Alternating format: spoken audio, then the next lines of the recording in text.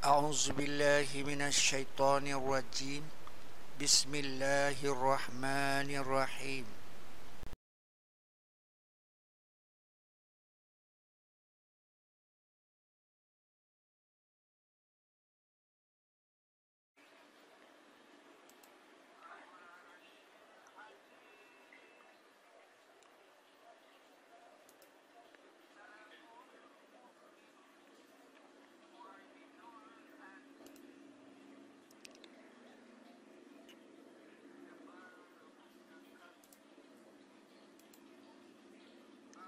Kita sering ditanya mengapa wahyu pertama turun itu tidak diletakkan di surat ke-1, mengapa di surat ke-96?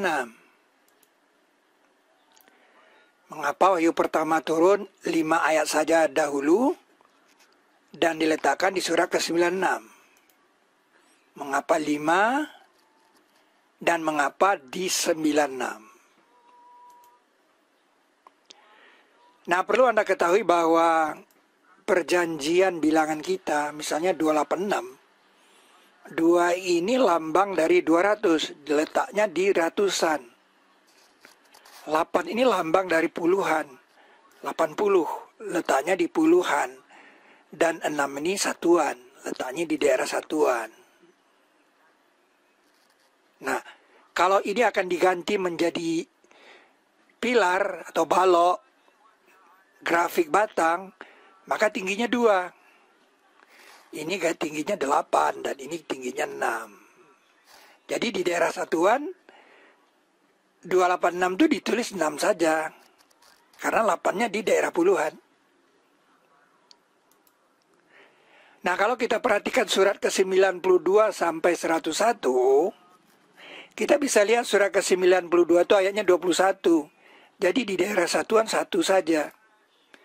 Surat ke-93 ayatnya 11, di daerah satuan 1.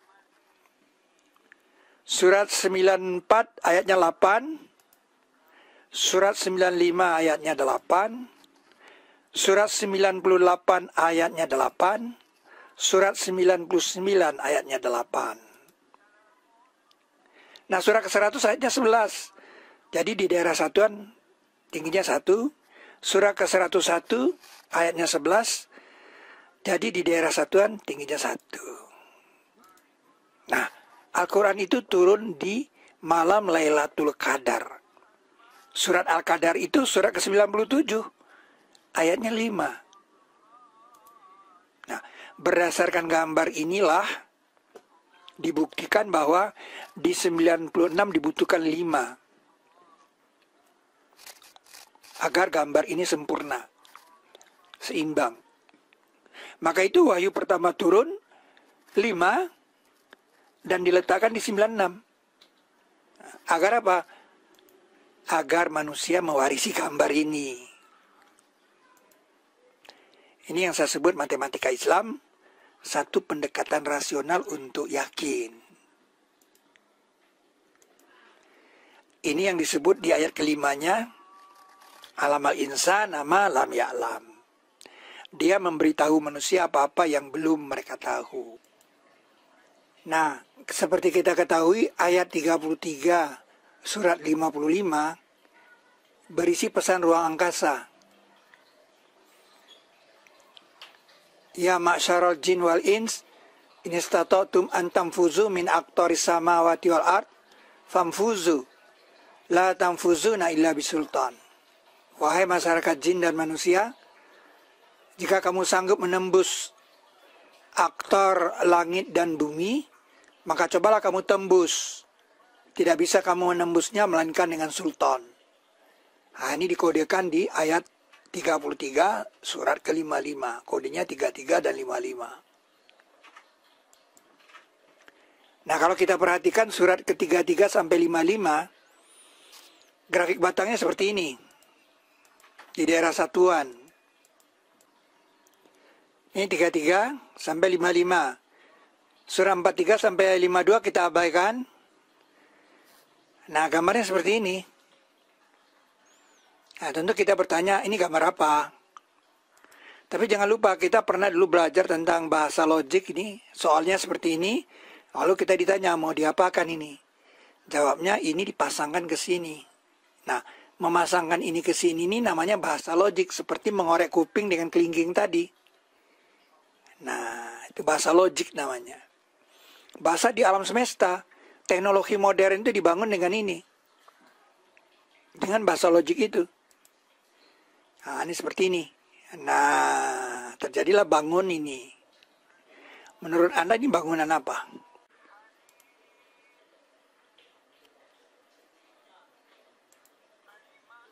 Nah, bangun Y dan bangun X itu kalau kita gabung, ternyata pasangannya ditemukan di sini. Di sebelah kanan bangun Y. Surat ke-46 sampai surat ke-50. Kalau kita bikin grafik garisnya, dia mempunyai 4 ruang di sini. Nah, sedangkan ini kalau kita bikin grafik garisnya, dia membutuhkan 4 ruang di sini. Nah, ini pakai bahasa logik, ini dipasangkan ke sini.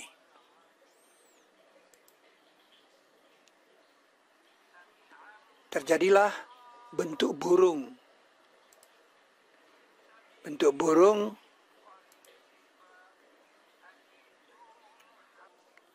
ruang yang ada di bangun sayap ini.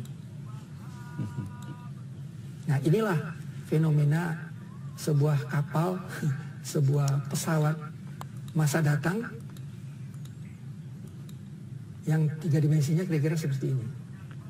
Oktober 2004. Nah, ini yang membuat kita paham bagaimana ayat ini ada, yaitu Nabi Nuh membuat kapal berdasarkan wahyu. Dan buatlah benda mengapung itu dengan mata kami dan wahyu kami. Pada saat itu teknologinya belum.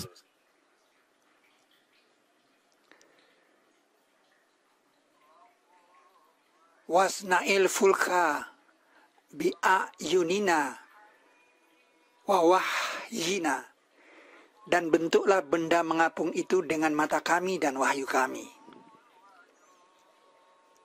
Dan jika kami bukakan satu pintu dari langit, maka mereka terus naik padanya.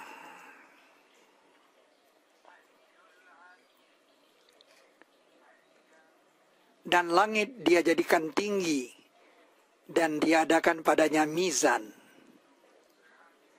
Allah yang menurunkan kitab dengan lengkap dan mizan. Engkau tidak mengetahui barangkali saat itu sudah dekat. Wahai masyarakat jin dan manusia, jika kamu sanggup menembus dari aktor langit dan bumi, maka cobalah kamu tembus dia. Kamu tidak bisa menembus melainkan dengan sultan. Surat Ar-Rahman ayat 33. Sungguh kamu akan menaiki setingkat dari setingkat latar kabunna tobakon an tobako.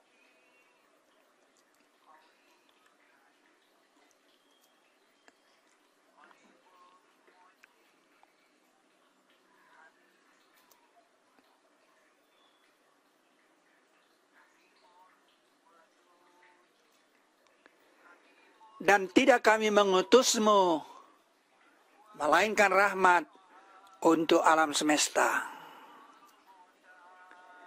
Wa ma arsalnaka illa rahmatal lil alamin.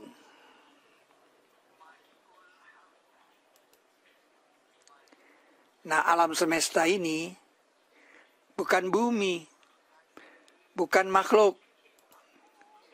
Dan itu dikamuskan dalam kisah Fir'aun dan Nabi Musa. Berkata Fir'aun, dan apa itu Rabb alam semesta? Rabb al-alamin. Dijawab oleh Nabi Musa.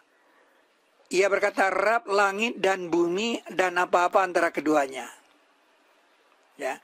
Rabbus samawati wal ardi wa ma bainahuma. Jadi itu yang dikatakan alam semesta. Langit dan bumi dan apa-apa antara keduanya.